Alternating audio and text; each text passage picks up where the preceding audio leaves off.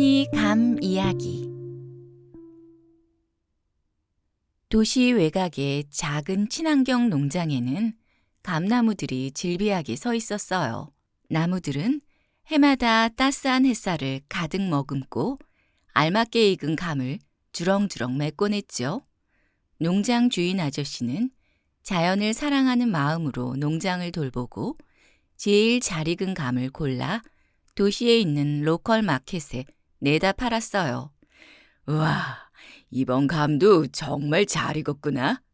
주인 아저씨는 감의 윤기를 보며 흐뭇하게 웃었어요. 도시 사람들은 이 농장의 감을 좋아해서 감은 금세 팔려나가곤 했어요. 감은 직접 먹기도 하고 가공되어 건강한 간식으로 변신하기도 했죠. 주황빛 감들은 모두 저마다 자랑거리가 있었어요. 하지만 나무 꼭대기에 달린 작고 울퉁불퉁한 감은 늘 선택받지 못했어요. 겉모습이 못생기고 크기도 작아서 사람들이 쳐다보지 않았어요. 다른 감들은 못난이 감을 놀리기 일쑤였어요. 너 또 남았네. 역시 우리랑은 다르지. 아래쪽에 큰 감이 비웃었어요. 꼭대기 못난이 감은 고개를 숙였어요. 나도 잘나고 싶었지만 내겐 선택권이 없잖아. 가을이 지나고 잘 익은 감들이 전부 도시로 떠난 뒤에도 꼭대기 감은 여전히 나무에 홀로 남아 있었어요. 날씨는 점점 추워지고 찬바람이 불어왔어요. 꼭대기 못난이 감은 더 외롭고 쓸쓸해졌어요. 그러던 어느 날 추운 겨울을 견디기 위해 먹이를 찾던 작은 참새 한 마리가 날아와 감나무에 앉았어요. 참새는 주변을 둘러보며 먹을 것을 찾고 있었어요. 여기 어디 먹을 게 없을까? 정말 추워서 힘들어. 꼭대기에 있던 못난이 감은 용기를 냈어요. 여기 내가 있어. 난 크지도 않고 예쁘지도 않지만 네가 배고프다면 나를 먹어도 좋아. 참새는 고개를 갸웃하며 감을 바라보았어요. 정말 고마워. 너는 이 추운 겨울에 내가 날 수 있도록 도와주고 있어. 참새는 감을 쪼아 먹기 시작했어요. 감은 자신이 새에게 도움이 될 수 있다는 사실에 따뜻함을 느꼈어요. 내가 이렇게 누군가를 도울 수 있다니 다행이야. 감은 점점 작아져 갔지만 마음은 더 가득 찼지요. 며칠 뒤 참새는 친구들을 데리고 다시 날아왔어요. 얘들아, 여기 정말 맛있는 감이 있어. 그날 이후로 많은 새들이 몰려와 꼭대기 감을 나눠 먹었어요. 꼭대기 감은 더 이상 혼자가 아니었어요. 새들이 떠난 뒤 꼭대기 감의 씨앗은 감나무 아래 땅에 떨어졌어요. 씨앗은 차가운 겨울을 견디며 조용히 땅속에서 잠들었지요. 그리고 봄이 찾아왔을 때 씨앗은 따뜻한 햇살을 맞으며 작고 연약한 싹을 틔웠어요. 해가 바뀌고 계절이 여러 번 지나면서 그 싹은 튼튼한 나무로 자라났어요. 나무는 친환경 농장에서 가장 잘 자란 감나무가 되었어요. 농장 주인 아저씨도 그 나무를 보며 기뻐했어요. 이 나무는 정말 건강하게 자랐구나. 올해는 열매가 정말 많겠어. 새로 자란 감나무는 주렁주렁 달린 열매를 보며 조용히 생각했어요. 내가 전에는 작고 못난 감이었지만 지금 이렇게 많은 열매를 맺으며 모두에게 도움이 되다니 정말 행복해. 못난이 감은 다른 감들처럼 뽐내지 않았어요. 나무는 자신이 경험한 따뜻한 나눔과 사랑을 마음에 간직하고 있었죠. 그 후로도 감나무는 해마다 많은 열매를 맺으며 새들과 사람들 모두에게 나누어 주었어요. 여름이면 나무 그늘 아래에서 사람들이 모여들어 소풍을 즐기고, 가을이면 나무에 감을 따기 위해 가족들이 함께 농장을 찾아왔어요. 농장 주인 아저씨는 매년 감나무 옆에서 아이들에게 이 나무에 얽힌 이야기를 들려주었어요. 아이들은 감나무의 이야기를 듣고 작은 것의 소중함과 나눔의 가치를 배워갔죠. 그래서 오늘도 친환경 농장을 지나는 바람은 이렇게 속삭인대요.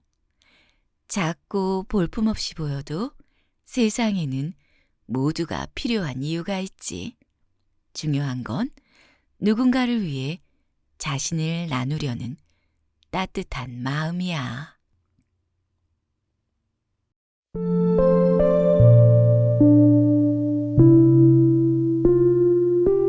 강우와 소나. 푸른 하늘이 끝없이 펼쳐진 작은 마을이 있었어요. 마을은 고요한 물소리 하나 없이 텅 빈 들판만이 바람에 흔들리고 있었어요.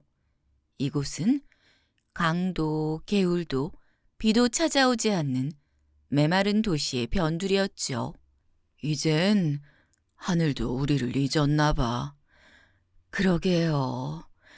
우리 아이들은 비가 무엇인지, 비에 젖는 땅이 어떤 느낌인지 알지도 못하잖아요.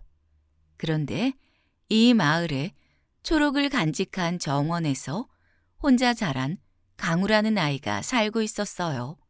강우의 아빠가 남겨둔 오래된 물탱크에서 모은 물로 나무를 가꾸며 살아가는 아이였죠. 강우는 땅이 얼마나 갈라지고 나뭇잎이 얼마나 목말라 하는지를 누구보다 잘 알고 있었어요. 어느 날 강우는 물탱크에 남은 물을 보며 중얼거렸어요. 만약 이 물도 다 마르면 어떻게 하지? 아빠가 항상 말하던 비가 정말 올까? 그때 바람이 살짝 불어와 강우의 뺨을 스쳐 지나갔어요. 고개를 들자 눈앞에 작은 드론 하나가 떠 있었죠. 반짝이는 금속 몸체가 햇빛에 빛났고 맑은 소리로 인사를 건넸어요. 안녕, 난 소나야. 네 정원이 너무 예뻐서 멈춰섰어. 네가 강우 맞지? 이름도 멋지네. 강우는 놀라서 눈을 동그랗게 떴어요. 소나? 너 구름이야? 진짜 하늘에서 온 구름? 아니, 난 인공지능 드론이야. 하늘을 떠돌며 환경 데이터를 모으고 있어.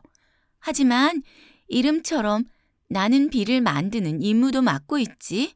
문제는 내가 비를 만드는 데 필요한 에너지를 잃어버렸다는 거야. 강우는 반짝이는 드론을 한참 쳐다보았어요. 그러면 네가 비를 만들면 우리 마을에 비를 내릴 수 있는 거야? 소나는 잠시 망설였지요. 그럴 순 있지. 하지만 비를 만들려면 에너지가 필요해.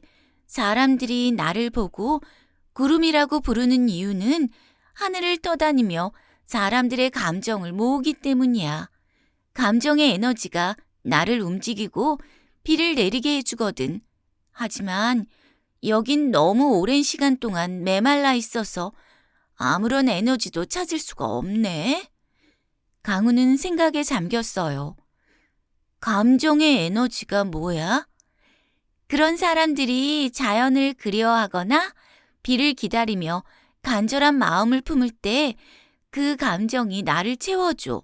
하지만 여긴 오랫동안 비가 오지 않아서 사람들은 이미 희망을 잃어버린 것 같아. 강우는 고개를 끄덕였어요. 그래서 사람들이 하늘을 올려다보지도 않고 아무도 비를 기다리지 않는 거구나. 네가 날 도울 수 있겠니, 강우야? 사람들이 다시 하늘을 보게 만들고 마음을 열게 한다면 나는 비를 내릴 수 있을 거야. 그래, 할 수 있을 것 같아. 내가 해볼게. 그날부터 강우는 마을을 돌며 사람들에게 말을 걸기 시작했어요. 혹시 비가 온다면 뭐가 제일 하고 싶으세요? 처음에는 아무도 대답하지 않았지만 강우가 계속해서 묻자 사람들은 귀찮은 듯이 대꾸했어요. 비? 그게 뭔지 기억도 안 나는데 무슨 소용이야. 하지만 강우는 포기하지 않았어요. 마을의 작은 공터에 나무 판자와 낡은 천막을 엮고 비닐로 만든 전시관을 세웠어요. 그리고 그 안에 비의 기억을 담았죠. 오래된 책에서 본 빗소리의 이야기를 글로 적고 아빠가 남긴 영상 속 비 오는 풍경을 틀어두었어요. 비가 이렇게 오는 거래요. 우리 마을에도 이런 날이 있었대요. 강우는 사람들에게 보여주었어요. 마을 사람들은 전시관 앞에서 발길을 멈추기 시작했어요. 지나가던 할아버지는 영상을 한참이나 바라보았어요. 이게 정말 우리 마을의 모습이었다고. 네, 할아버지. 이건 오래전 우리 마을에서 촬영한 영상이에요. 비가 내릴 때 사람들은 서로 모여서 빗소리를 들으며 이야기하곤 했대요. 할아버지는 깊은 한숨을 내쉬었어요. 나도 어렸을 적엔 그랬지. 빗속에서 친구들과 놀고 흙냄새를 맡으며 뛰어다니던 기억이 나. 그때는 참 좋았는데. 그 옆에 있던 아주머니도 말을 이어갔어요. 비가 내린다면 우린 다시 텃밭을 가꿀 수 있을 텐데. 지금은 물이 부족해서 아무것도 심을 수가 없으니 말이야. 아이들도 궁금한 듯이 전시관으로 들어왔어요. 진짜 비가 오면 우리는 이 물로 뭘 할 수 있어? 무엇이든 할 수 있지. 머리를 적시기도 하고 물 웅덩이에서 뛰어놀 수도 있어. 아니면 들판을 다시 초록으로 만들 수도 있고. 아이는 상상에 잠기더니 다른 친구들을 데리고 왔어요. 우리도 비가 오길 기다려볼래. 그 말은 금세 퍼졌고 사람들은 하나 둘 공터에 모여들었어요. 어느새 마을엔 잊혔던 기대감이 생기기 시작했죠. 그날 밤 소나가 강우를 찾아왔어요. 반짝이는 몸에서 푸른 빛이 번지고 있었어요. 고마워 강우야. 사람들이 다시 하늘을 보며 나를 느꼈어. 그 감정들이 내 에너지를 채워줬어. 이젠 비를 만들 수 있어. 소나는 하늘로 천천히 떠올랐어요. 그리고 어두운 밤하늘에서 맑은 빛을 내며 작은 빗방울을 뿌리기 시작했죠. 처음엔 가늘고 조용한 빗줄기였지만 곧 마을 전체를 촉촉하게 적시는 폭우로 변했어요. 들판이 흙냄새를 내뿜었고 갈라진 땅이 물기를 머금기 시작했어요. 아이들은 공터로 뛰어나가 빗속에서 춤을 추었고 어른들은 조용히 하늘을 올려다보며 오래된 기억을 떠올렸어요. 비는 모두의 마음을 적셨고 강우는 비에 젖은 땅 위에서 속삭였죠. 고마워 소나. 이제 사람들은 하늘을 다시 믿게 됐어. 소나는 하늘 높이 떠오르며 반짝였어요. 네가 만들어낸 일이야. 너는 이름처럼 이 마을에 비를 가져왔어. 그 후 마을 사람들은 비가 내릴 때마다 하늘을 올려다보며 웃었어요. 그리고 아이들은 강우와 함께 새로운 빗소리를 따라 꿈을 꾸었죠.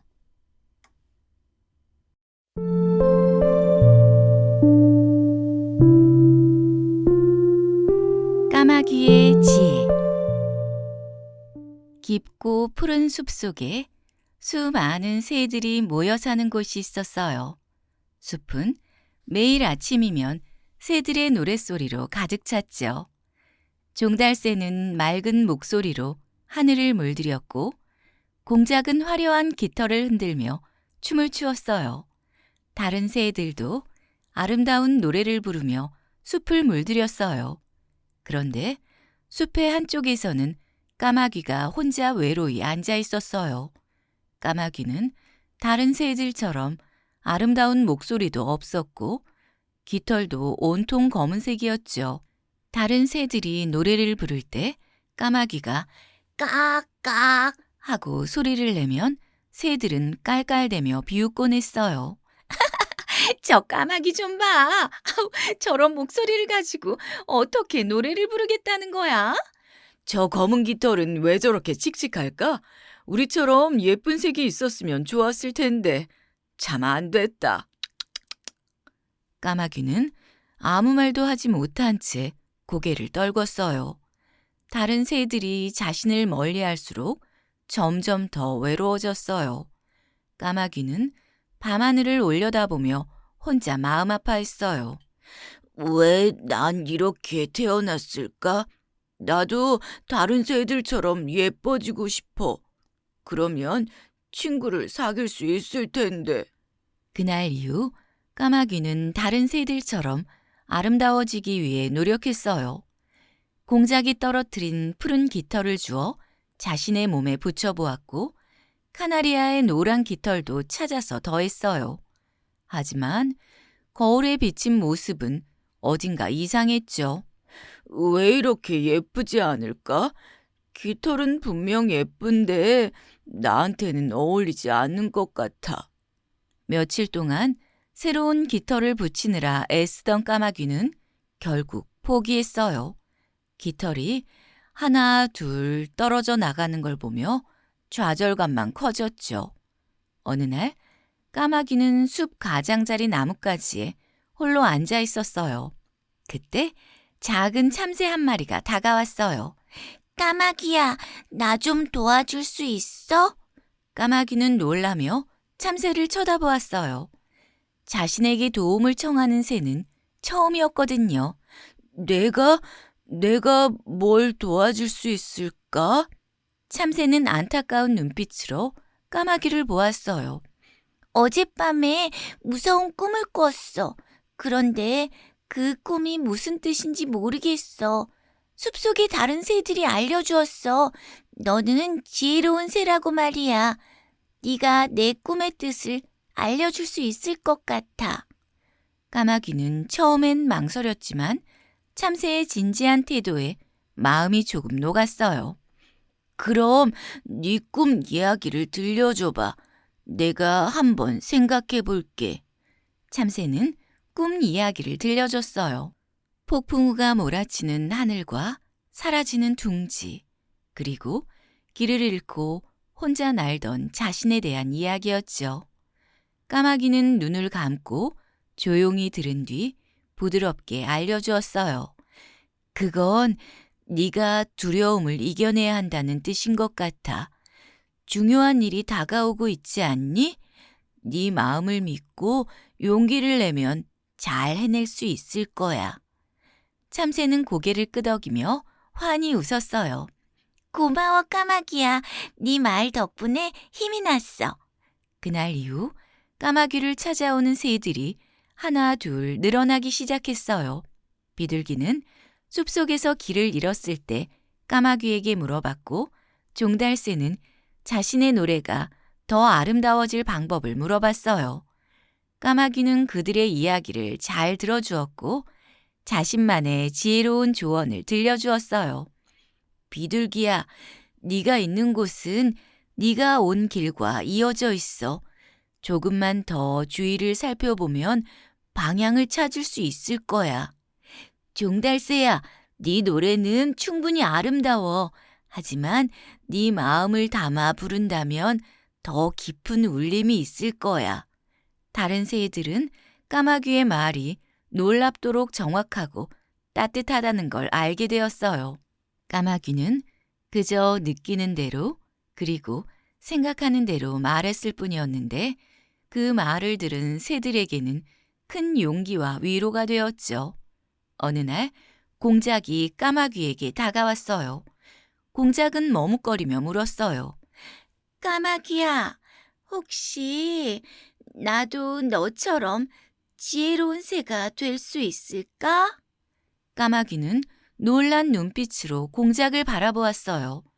너처럼 아름다운 새가 왜 그런 고민을 하니? 공작은 부끄러워하며 웃어 보였어요.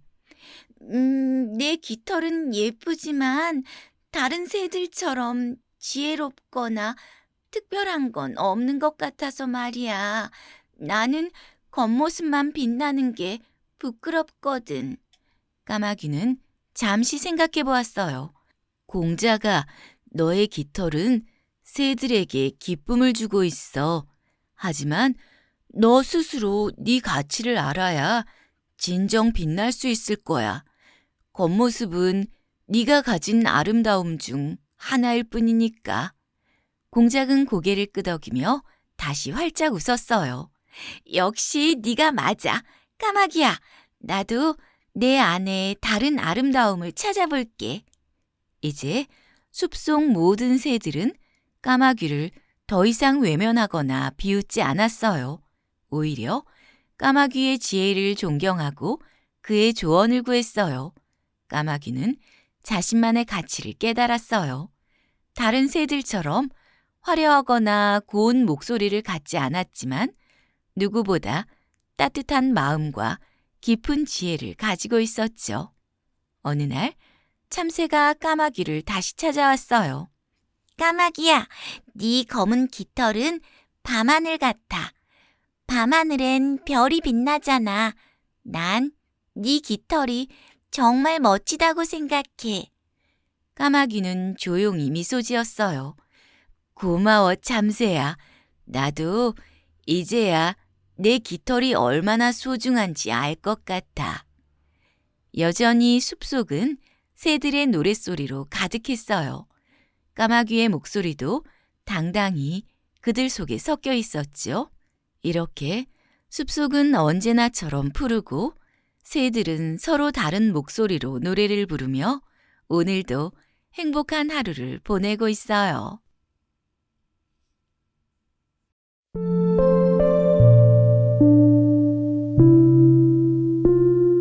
곰순이와 마법의 꿈. 마법이 깃든 듯 조금은 특별했던 어느 날, 제이는 자기 방 한쪽에 앉아 주황색 빛이 바랜 낡은 곰 인형을 조심스레 안고 있었어요. 곰순아, 너는 내 친구야. 아빠가 너와 함께 왔을 때부터 우리는 친구였어. 네 털이 이렇게 바래도 난 너를 정말 사랑해. 우리가 곧 고칠 수 있을 거야. 곰순아, 너 많이 아프지?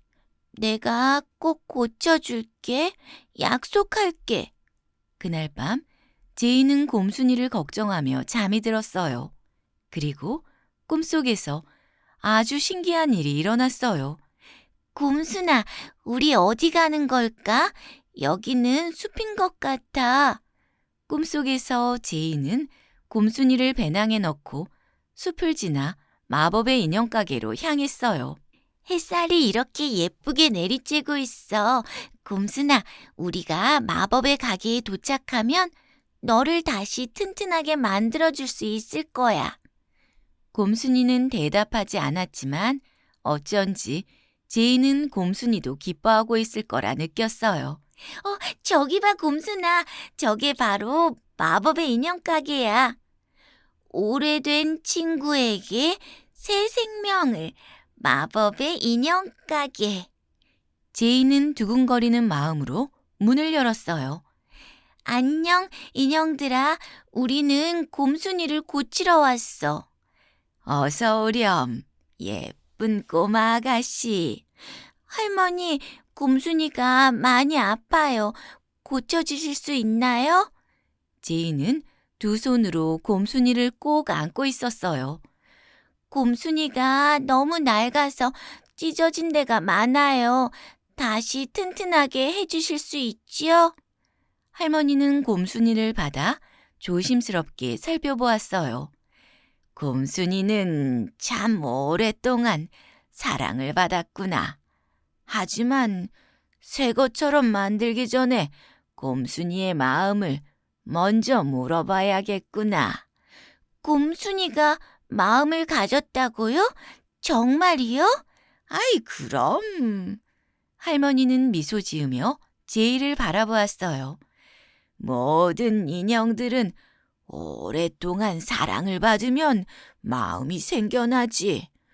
곰순이도 네 사랑 덕분에 특별한 마음을 가지고 있단다. 할머니는 곰순이의 귀에 조용히 속삭였어요. 그리고 눈을 감고 곰순이의 대답을 듣는 듯 고개를 끄덕였죠. 한참 후 할머니가 제이를 보았어요. 곰순이가 말하길 지금 모습 그대로도 괜찮대. 네가 곁에 있어주는 것만으로도 충분히 행복하다고 하는구나. 하지만 네가 걱정하는 부분들, 찢어진 곳은 고쳐달라고 부탁했어. 제이는 곰순이를 꼭 안고 미소 지었어요. 곰순아, 넌 정말 특별한 친구야. 내가 더 열심히 너를 사랑할게. 할머니는 작은 바늘과 실로 곰순이의 찢어진 부분을 정성껏 꿰매 주었어요. 배에 빠져나왔던 솜도 채워 넣었죠. 곰순이의 털은 여전히 오래된 듯 발에 있었지만 그 모습마저도 제이에게는 너무 소중하게 느껴졌어요. 다 됐다. 할머니는 곰순이를 제이에게 건네주었어요. 곰순이는 네 사랑 덕분에 정말 행복한 인형이란다. 앞으로도 오래오래 행복하렴. 제이는 곰순이를 안고 고개를 끄덕였어요. 고맙습니다. 곰순아, 우리 이제 집으로 가자. 그 순간 제이는 눈을 번쩍 뜨며 잠에서 깨어났어요. 방 안은 고요했고 제이는 잠시 꿈인지 현실인지 헷갈렸어요. 곰순이를 살펴보니 놀랍게도 곰순이의 찢어진 부분이 모두 꿰매어져 있었어요. 배에 빠져나왔던 솜도 다시 채워져 있었고 곰순이는 다시 예전처럼 건강한 모습이었죠. 제이는 엄마가 방으로 들어오는 소리를 듣고 물었어요. 엄마가 곰순이를 고쳐주셨어요? 엄마는 대답하지 않고 미소만 지었어요. 제이는 엄마가 꿰맸는지 꿈속에 마법 할머니가 고쳐주었는지 알쏭달쏭했지만 그건 제이에게 중요한 일이 아니었어요. 제이는 곰순이를 꼭 안고 활짝 웃었어요. 곰순아, 너랑 나랑은 진짜 친구야. 너도 나랑 같은 마음이지? 곰순이는 대답하지 않았지만 제이는 곰순이가 마음속으로 그럼 언제까지나 하고 말하는 것만 같았어요. 바람은 곰순이와 제이의 우정을 축복하듯 부드럽게 창밖에서 불어오고 있었어요.